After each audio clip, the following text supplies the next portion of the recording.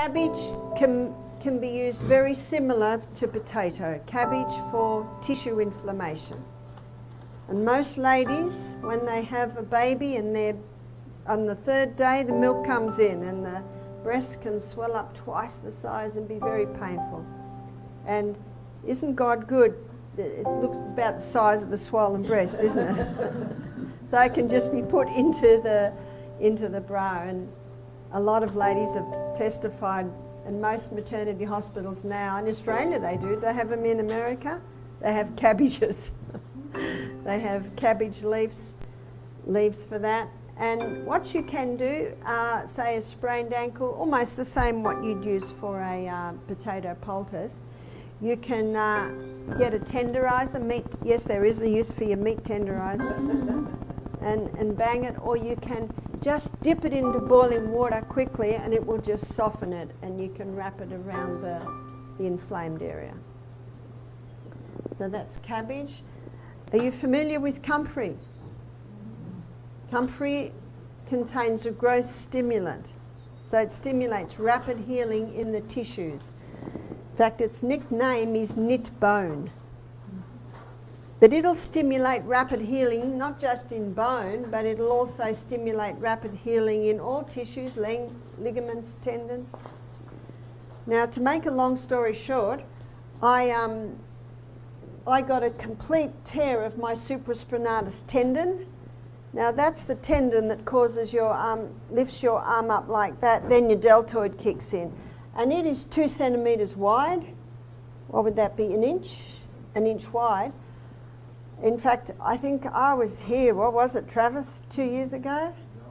And I could not sleep, I could not lie that way. We went to a chiropractor and helped a little bit. And when I got home, just nothing I could do. So I had an MRI and it showed that I had a full thickness tear of my supraspinatus tendon, and it had a 1 centimetre retraction. And I had a tear in my bicep tendon and it was out of its groove, and I had an infraspinatus tear, anyway, a whole lot of things. In fact, I don't, yeah, so it hurt. And the reason why I couldn't lie on it, because there was no tendon to stop the bone hitting my shoulder bone. That's why it hurt so much on that side. Anyway, I went to an orthopaedic surgeon and he said, I have never seen that heal, because it's 1 centimetre, you know, it's 1 centimetre is about half an inch. It's sprung open. And he said, I've never seen that heal. He said, you will need to get that stitched. And then he showed me on the computer what they can do today. He said it would just be keyhole and I could just stitch that together. And I said, oh, great. I might just do that, because then, of course, you're better. He said, well, you're a public patient, so you'll be on the waiting list a while. Oh. So I said, oh, okay. And he put me down for a 12-month waiting list. And I know why, too. Because he couldn't believe my movement when I went and saw him. You see, as soon as I found out what it was, twice a day for 5 hours at a time, I do comfrey poultices. And what you can do is you can get a mortar and pestle, and you've got to get the juice coming out of it. Or you can finely chop it, put it in a cloth, and then get the rolling pin and pour a little bit of, you've got to get that juice coming out. And my husband got very good at wrapping me up, very hard to wrap up a shoulder. He would make it go, the bandage go under this arm and around this arm. So twice a day. I could get 8 out of 10 pain down to 2 out of 10 by putting that poultice on and taking high dose turmeric. I was taking 6,000 milligrams a day of turmeric. So by the time I went to see him, I'd been already doing this for a couple of weeks, and he was shocked at my movement. Well, I totally healed it. You see, look. I can do everything that the other arm did.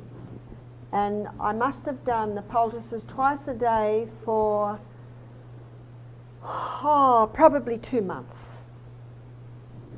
Now, I don't know what's going on in there, but it works. So maybe the comfrey pulled it back together again. And what did the orthopaedic surgeon say? I've never seen that heal. Well, it has healed. I could pay a couple of $100, have another MRI, and to pay another couple of $100 to go and see him to prove to him, but I haven't got time for all of that, or the money. But that's the comfrey, and that's its nickname is knit bone.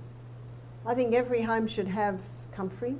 If you don't have comfrey, I'm sure Living Springs will give you a little bit of root. You only have to have a tiny little bit of root. Because it's got a growth stimulant, don't put it in your garden, it'll overtake.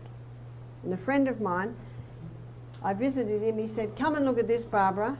We just rotary hoed up my whole garden, which was half the size of this room, ready for the spring plant out. But when he rotary hoed it up, guess what he did to his comfrey?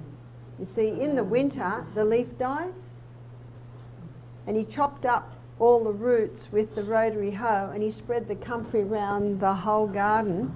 And I looked at the garden, and there's little shoots coming up everywhere, and I said to him, where are you going to put your garden now? You can't put it here because comfrey will just overtake. So it's good in a pot, or it's good in a section. Say if this was your house, I'd put it like in a section out there where, you know, just in the corner. The only thing that will kill it is drought. So just keep the water up to it. But because of where you live, it will die right back every winter. So what happens if you get a broken bone or a torn ligament in the winter? You dig up the root, because all the healing properties go into the root in the winter, and spring and summer it goes into the small leaves. So in spring and summer we use the leaves where we pulverise or mortar and pestle them, and in the winter you just grate up the comfrey on this small grater. I think it was winter when I had mine, because I would grate it up. I would grate up the root. You know, you're left with a tiny little bit that you can't quite grate up, and I'd throw that outside in the spring, another plant. It's got the growth stimulant in it, so it stimulates rapid healing.